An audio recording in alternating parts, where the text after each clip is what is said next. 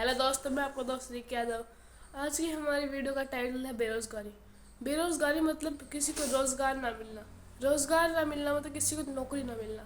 और नौकरी ना मिलने से बहुत सारे संकट हो जाते हैं, जैसे कि फाइनेंशियल वो अपने आप को सपोर्ट नहीं कर पाता और अपने खर्चे खुद नहीं चला पाता। ऐसे हमारा देश और पूरी दुनिया बेरोज़गारी के संकट से जूझ रही है। इसलिए हमारी आज की वीडियो का टाइटल है बेरोज़गारी यानी कि अनएम्प्लॉयमेंट। इसलिए हमने अपनी वीडियो को 5 फेजेज में बांटा है। पहला कि इन अनएम्प्लॉयमेंट क्या है, व्हाट इज़ अनएम्प्लॉयमेंट। दूसरा, टाइप्स ऑफ अनएम्प्लॉयमेंट और अनएम्प्लॉयमेंट के कारण यानी कि जो अनएम्प्लॉयमेंट क्यों होती है। और दूसरा, हमारी वीडियो का दूसरा फेज भी है। उसके बाद हम गवर्नमेंट की पॉलिसीज़ को देखेंगे और फिर उसके बाद हम एंटरप्रेन्योरशिप एज आ सॉल्यूशन और यानी कि सॉल्यूशंस की बातें करेंगे कि अनएम्प्लॉयमेंट को कैसे दूर किया जा सकता है। इसलिए हम शुरुआत करते हैं अपनी वीडियो के फेज नंबर 1 से, यानी कि व्हाट इज़ अनएम्प्लॉयमेंट। अनएम्प्लॉयमेंट एक प्रकार की बेरोजगारी यानी किसी को रोज बिना किसी काम के कोई भी व्यक्ति काम की तलाश करे तो उसे बेरोजगारी कहते हैं। पूरी दुनिया में यानी कि पूरे विश्व में बेरोजगारी का दर बहुत जल्दी बढ़ रहा है। ओसीईडी की रिपोर्ट के अनुसार 15 साल से ऊपर की उम्र के लोगों में बेरोजगारी सबसे अधिक है। अनएम्प्लॉयमेंट के 4 प्रकार हैं, प्रमुख 4 प्रकार है: फ्रिक्शनल, सीजनल, साइक्लिकल और स्ट्रक्चरल। ये सारी बेरोजगारियाँ तब होती है जब भी किसी नौकरी के लिए बहुत सारे ज़्यादा क्या तो बहुत नौकरी में बहुत कम स्कोप हो या फिर उसके लिए बहुत ज़्यादा स्तर गिर जाए। यहाँ तक कि कई अर्थशास्त्री यानी कि इकोनॉमिस्ट का मानना है कि सरकार के नियमों के बढ़ने से भी यानी कि कोई अच्छी स्कीम ना लेने से भी यानी कि अनएम्प्लॉयमेंट की कोई अच्छी स्कीम ना लेने से अनएम्प्लॉयमेंट बढ़ती है यानी कि बेरोजगारी बढ़ती है, यानी कि लोगों को नौकरी नहीं मिलती। इसीलिए हम अपनी वीडियो के पहले पार्ट पे बात करते हैं साइक्लिकल अनएम्प्लॉयमेंट, यानी कि किसी चीज़ को लोग कम खरीदने लगे, किसी चीज़ की डिमांड बहुत एकदम से गिर जाए। इसलिए कंपनीज बहुत सारे अपने एम्प्लॉयज़ को हटाएगी यानी कि लेबर फोर्स को हटाएगी, क्योंकि उस चीज़ की डिमांड ही नहीं है तो बेफालतू में लेबर फोर्स क्यों रखनी। इसीलिए जो बचे हुए जो लेबर्स फायर हुए यानी कि उसको हटाया गया है वो बेरोज़गार बन जाएंगे। और इसे कहते हैं साइक्लिकल अनएम्प्लॉयमेंट यानी कि साइक्लिकल और हिंदी में चक्रीय बेरोजगारी। अनएम्प्लॉयमेंट का दूसरा पार्ट है स्ट्रक्चरल अनएम्प्लॉयमेंट, यानी कि स्ट्रक्चर में कोई कमी। इसको हिंदी में कहते हैं संरचनात्मक बेरोजगारी। जब होता है जब कोई भी कंपनी या फिर कोई भी गवर्नमेंट लोगों को नौकरी प्रदान करने में, नौकरी देने में कम हो जाती है, यानी कि हम उनको नौकरी नहीं दे पा रहे हैं, तब स्ट्रक्चरल अनएम्प्लॉयमेंट कहलाता है।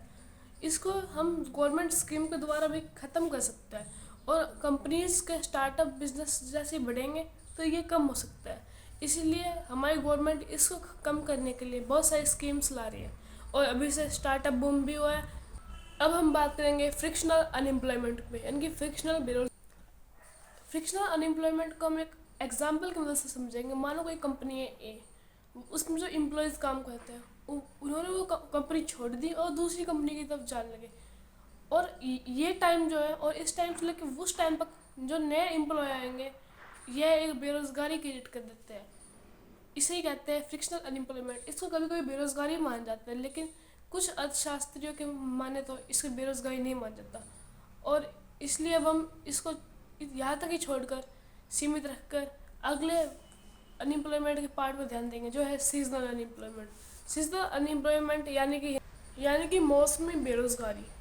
इसमें जो मज़दूरों और लेबर्स को सिर्फ एक विशेष अवधि में यानी कोई एक पर्टिकुलर टाइम में ही काम मिलता है, फिर उसके बाद उन्हें काम नहीं मिल पाता है, इसीलिए इसे कहते हैं सीजनल अनएम्प्लॉयमेंट। इसमें जैसे कि फार्मिंग के बाद लेबर चले जाते हैं, उसके बाद फार्मिंग के बाद भी फिशिंग, रूरल एरियाज़ के बहुत सारे वर्क होते हैं, उसे सीजनल अनएम्प्लॉयमेंट में कह देते हैं कि एक सीज़न है उस तक तो काम रहा, फिर उसके बाद वो व्यक्ति बेरोज़गार हो चुका है, यानी जो पहले रोज़गार था वह बेरोज़गारी को ख़त्म करने के लिए सरकार और लोगों को जागरूक होना चाहिए और सरकार को एक ऐसी न्यू एजुकेशनल पॉलिसी बनानी चाहिए। फ़िलहाल सरकार ने बना भी ली है जो सभी को हर एक रूरल एरिया तक उसकी नॉलेज पहुंच पाए। हमारी जो फ़िलहाल की जो एजुकेशनल सिस्टम है, यानी कि जो शिक्षा नीति है, वो बहुत सालों पहले के यानी कि अंग्रेज़ों के ज़माने के जॉर्ज मैकॉले ने इनको डिज़ाइन किया था। इसमें सिर्फ ये था कि जो अंग्रेज लोग होते थे उन्हें सिर्फ उनके लिए कोई नौकर चाहिए था, कोई छोटी मोटी नौकरियों के लिए, जैसे क्लर्क वगैरह हो गए, ऐसी नौकरों के लिए चाहिए थे। इसलिए उन्होंने एक ऐसा जॉर्ज मैकॉले को दिया। और जॉर्ज मैकॉले ने इतना ख़राब अपना एजुकेशनल सिस्टम बनाया कि इंडियंस की सोच नौकरियों से ऊपर नहीं जाके बिजनेस यानी कि किसी भी व्यापार की तरफ नहीं जा पाई। जो हमारा इंडिया पहले व्यापार के ऊपर निर्भर करता था और आज वो किसी नौकरी पर निर्भर करता है, जो किसी भी गवर्नमेंट यानी किसी भी सरकार या फिर किसी राज्य के द्वारा दी जाती। और हमारे तो यहाँ पर आसपास के इलाके में ज़्यादातर लोग अनएजुकेटेड है। उन्हें शिक्षा का प्रसार करना चाहिए ताकि वो लोग भी पढ़ाई की तरफ कुछ जागरूक हो। जैसे कि हमारे बहुत सारे राजस्थान, उत्तर प्रदेश और हरियाणा में कुछ ऐसे, नॉर्दर्न इंडिया में, साउदर्न इंडिया में इतनी कोई इसकी कोई कमी नहीं है। सदर्न इंडिया में बहुत सारे, कुछ तो है अनएजुकेटेड लोग, पर बहुत सारे लोग नहीं है, क्योंकि उधर कभी भी उधर की गवर्नमेंट्स ने कभी भी कोई एजुकेशन पर कंप्रोमाइज़ नहीं किया। इसलिए वहाँ पर इतनी ज़्यादा बेरोज़गारी नहीं है। और वहाँ पर शिक्षा के जो रेट है, यानी कि एजुकेशन ग्रेजुएट्स के जो रेट है वो बहुत ज़्यादा है, यानी कि बहुत ज़्यादा लोग वहाँ पर पढ़े लिखे हैं। और उनकी पॉपुलेशन भी हमसे कम है, यह भी एक कारण हो सकता है, पर इतना कोई ठोस कारण नहीं है। कई अर्थशास्त्री लोग मानते हैं कि भारत की जनसंख्या बढ़ रही है और इसीलिए जो ये यानी कि अनएजुकेशन और अनएम्प्लॉयमेंट भी बढ़ रही है। इसको हमें ठीक करने के लिए भारत की जनसंख्या में जो बढ़ावा आ रहा है उसको कम करना पड़ेगा। और ऐसे ही इसके बहुत सारे और समाधान, जैसे कि इंडियन जो पब्लिक है उसके पास स्किल्स का ना होना। स्किल्स यानी कि पढ़ाई और खेल कूद के अलावा कोई ऐसा काम जो उन्हें नौकरी ना मिलने के बाद भी व्यवसाय दे सकता है। और जैसे कि सिलाई करना, खेती करना, कुछ मजदूरी का काम हो सकता है, हाथ का काम हो सकता है, उसे स्किल कहते हैं। यानी कि कभी पढ़ाई करने के बाद भी कोई व्यक्ति बेरोजगार ना हो। और हमारे एजुकेशन सिस्टम का सबसे बड़ा फॉल्ट यही है कि कोई भी स्किल बेस्ड कोई वर्क नहीं है। स्किल बेस्ड वर्क हो तो दूसरे सब्जेक्ट जो को मेन मान जाता है, स्किल बेस्ड वर्क को अडॉप्ट कर लेते हैं। यानी कि उनके जैसे कि मान लो हम स्कूल ए में पढ़ते हैं और आज जैसे कोई स्किल का कोई पीरियड आ रहा है तो उसको मेन सब्जेक्ट वाले रोक देंगे, कहेंगे कि ऐसे इनसे कुछ चीज़ों से कुछ नहीं होता। लेकिन ये चीज़ बेरोज़गारी को बहुत कम कर सकती है और रोज़गार बढ़ सकती है। और इसका एक और कारण है कि व्यापारी बहुत कम करना, यानी कि बिजनेस के बारे में बहुत कम सोचना। हमारे इंडियन पेरेंट्स की एक मेंटालिटी है कि बिजनेस को एक तरह सोचते थे कि सट्टा बाजारी की तरह। ये सब अंग्रेज़ों की कमी है।